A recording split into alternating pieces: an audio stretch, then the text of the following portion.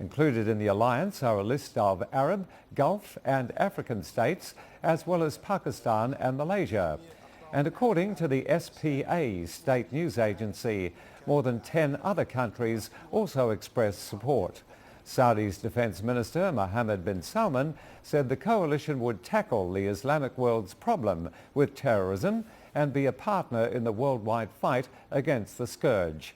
He added that it would confront not only ISIL, but any terrorist organisation that appears in front of them.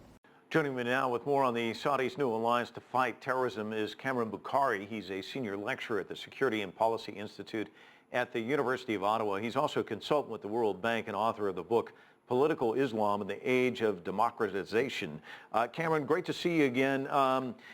Talk about some of the things that Yasser Hakim just touched on. Coordinating this, there's difficulties, there's all this internal stuff going on. How do you see this thing playing out?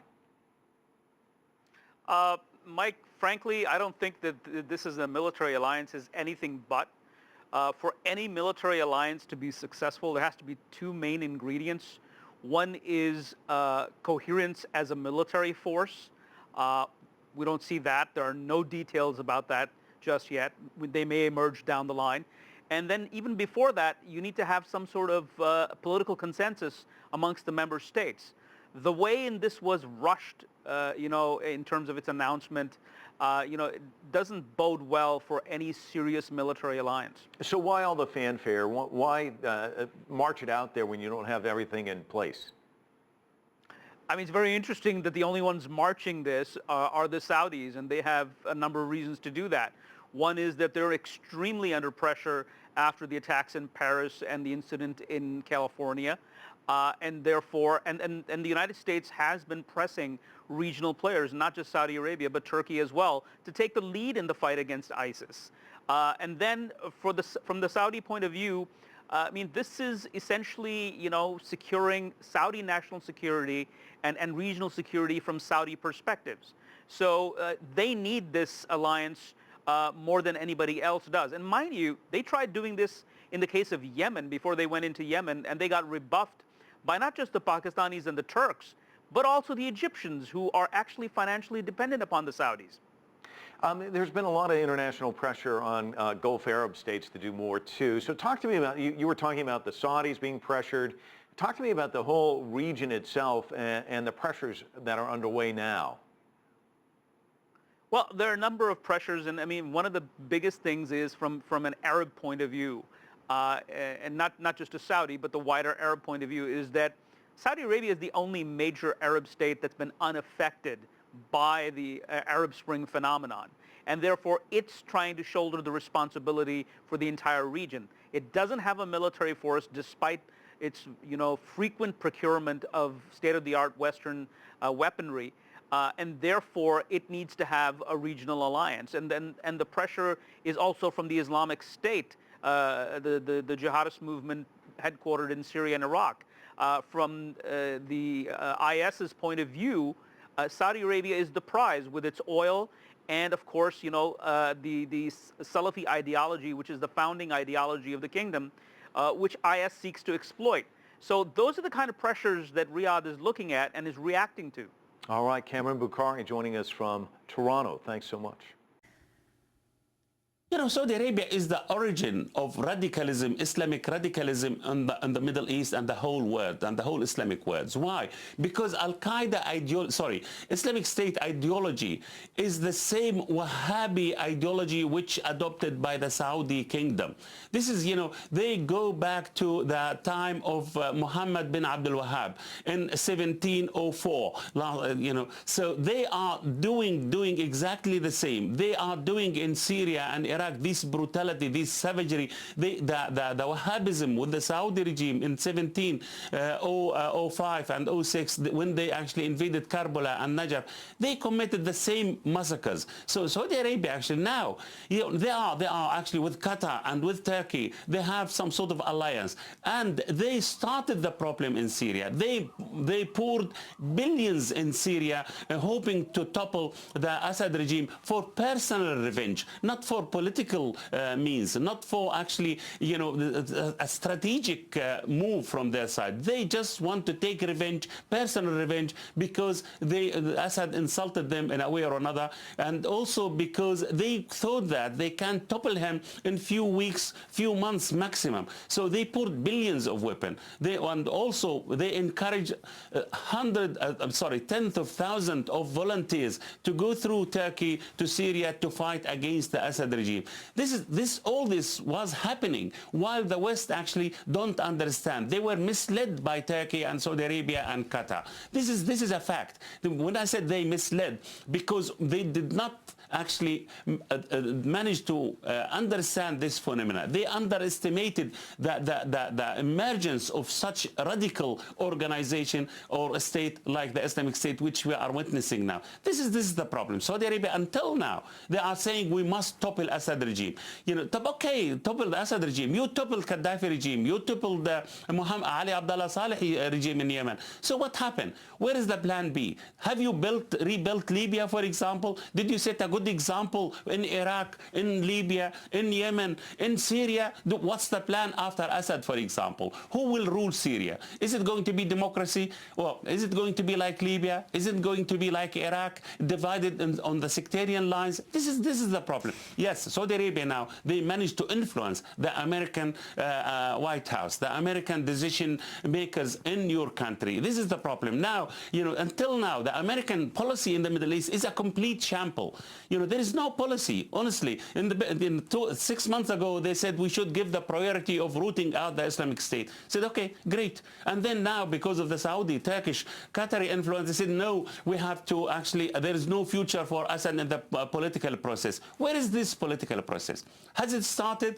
Why didn't start, say, 5 years ago when the problem started in Syria? Why we are waiting until now? You had 5 years to sort it out. You know, you did not sort it out. It's and then not when only, the Russian intervened in Syria to protect their man, now they are saying, sorry, yes. It's not only, Abdel Bari Atwan, that the U.S. is working with Saudi Arabia. I mean, they just sealed the largest weapons deal in history with Saudi Arabia.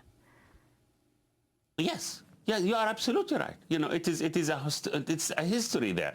The problem is, you know, when they were feeding radicalism in the Islamic world, introducing the Wahhabism as the Puritan interpretation of Islam and Sharia law, the West used to work with them. They worked with them in Afghanistan, and it was very clear. And what happened after that? They toppled the communist regime in Kabul, and then, you know, they left anarchy there, bloody anarchy, so-called Arab Mujahideen. And Al-Qaeda emerged. Now, you know, they intervene in Syria. What happened? The Islamic State emerged. They intervened in Iraq. The same thing, Al-Qaeda again, Abu Mus'ab al-Zarqawi, Al-Tawheed and Al-Jihad organization emerged. So usually when there is uncalculated and underestimated intervention, actually, that's what will happen in the Middle East. This is the problem. How and we keep repeating the same mistakes. How do you think the U.S. can Yes. put pressure on Saudi Arabia? Oh, yes, they can.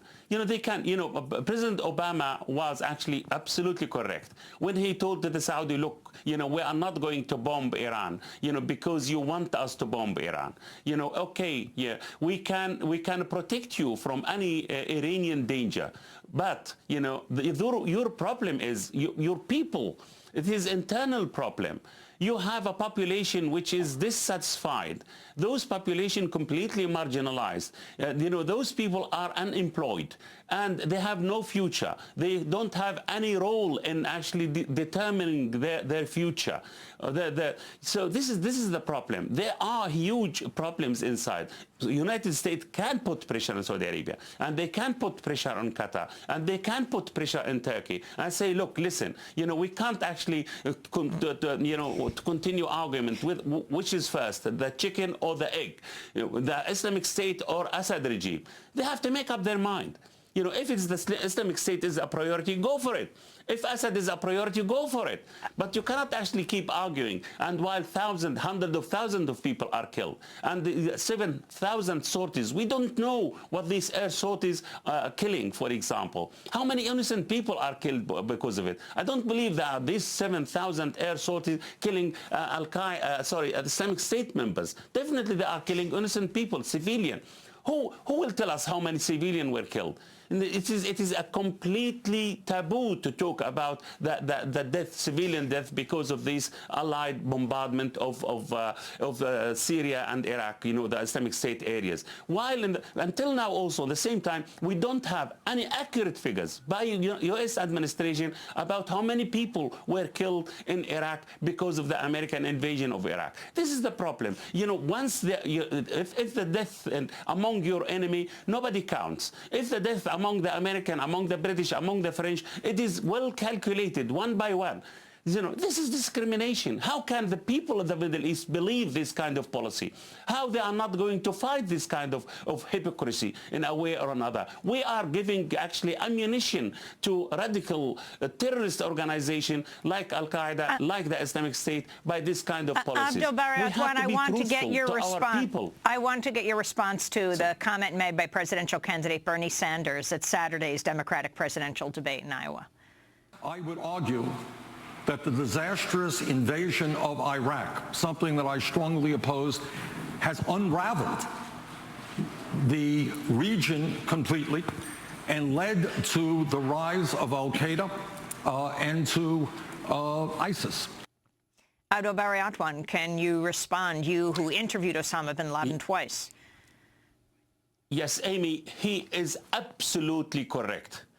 I am personally proud to have American candidate saying the truth. We need the truth. Yes, the American invasion of Iraq created Al-Qaeda, or strengthening Al-Qaeda, and created the incubator for the Islamic State. Because, they, as I said, under the banner of de-Baathification, they thrown millions of Iraqi ex-soldiers, ex-officers on the streets without any hope, without any dignity, without any pension, nothing at all. And this is the hardcore of the Islamic State. That's why those people are full of revenge, full of anger, full of blood. So this is, yes, the American, I agree with the sounder. This is the invasion which created most of the problems. Okay, maybe it solved one problem, toppling a dictator he was a dictator, no question about that. But how is Iraq now?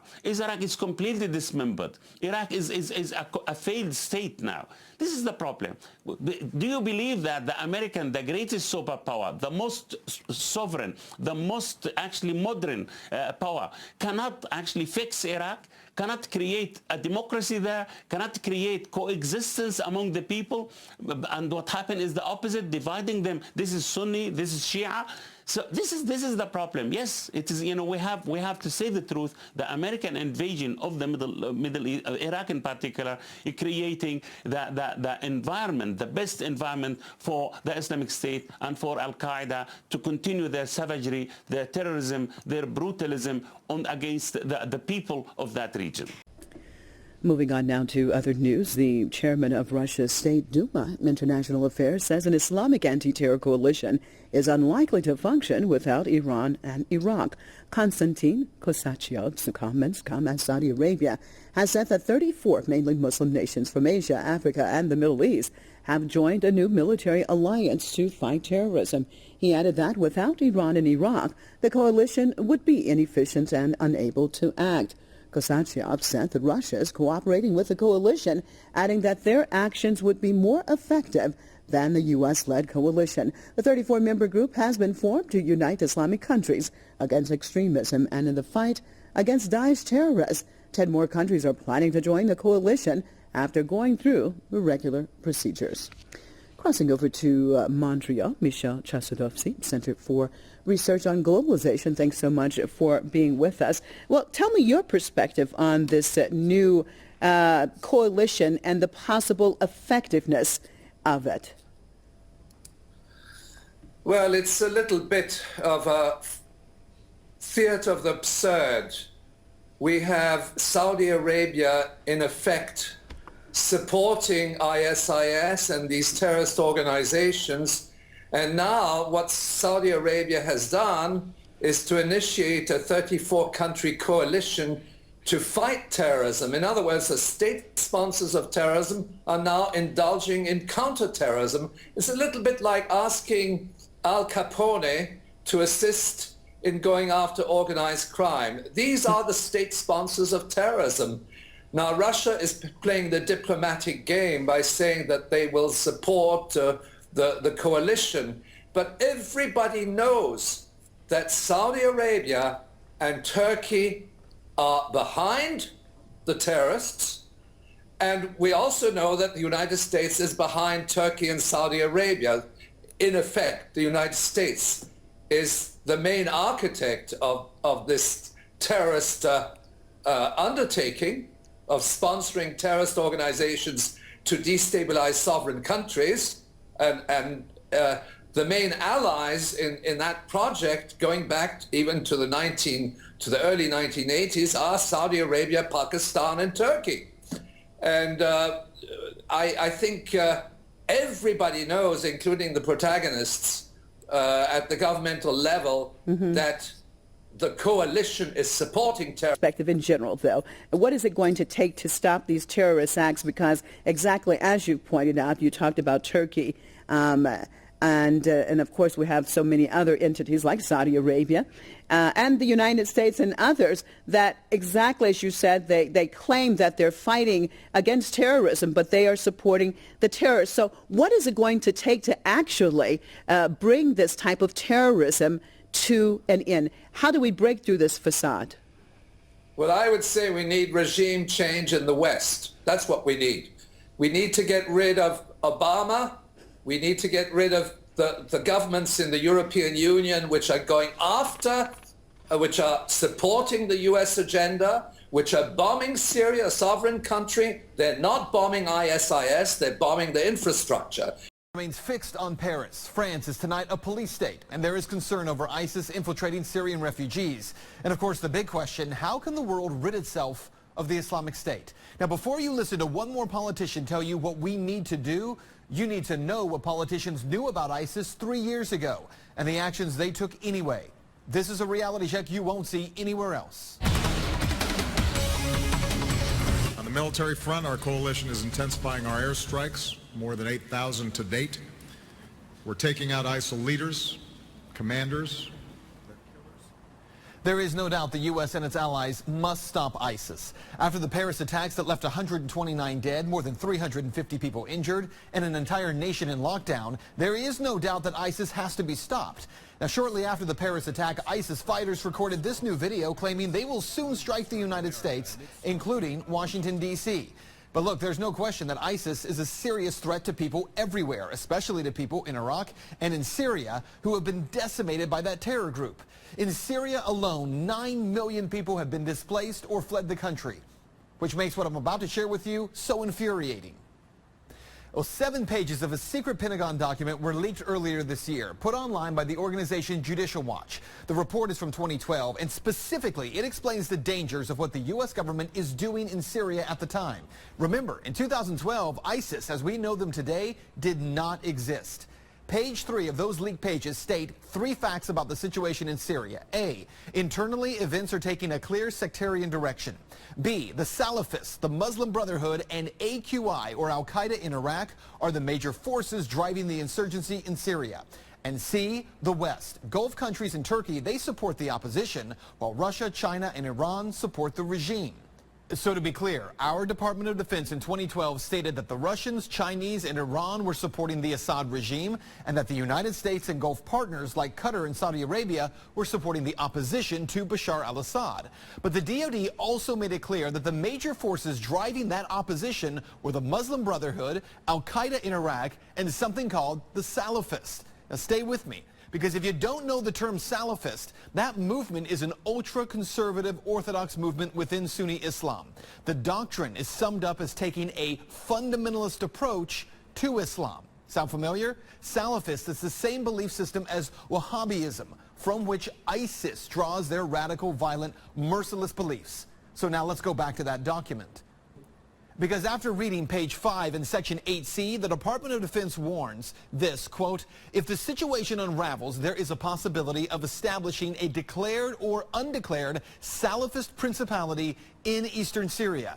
And this is exactly what the supporting powers to the opposition want in order to isolate the Syrian regime, which is considered a strategic depth of Shia expansion in Iraq and Iran. So what you need to know is that according to this leaked DoD report, opposition forces, the United States, the Saudis, Jordan, Qatar, and more, they wanted a Salafist or fundamental Islamic group to take over eastern Syria in order to isolate and overthrow the Syrian president Bashar al-Assad's regime. It was a plan to overthrow Assad, but 3 years later, Assad is still in power, and now the most violent, radical terror group in the modern world is entrenched in parts of Syria and Iraq, while exporting terror to Europe. So here's the real question. Why would we as the American public believe any politician who claims that they have a plan for what to do with ISIS when not one leader has ever acknowledged our role in the creation of that very problem?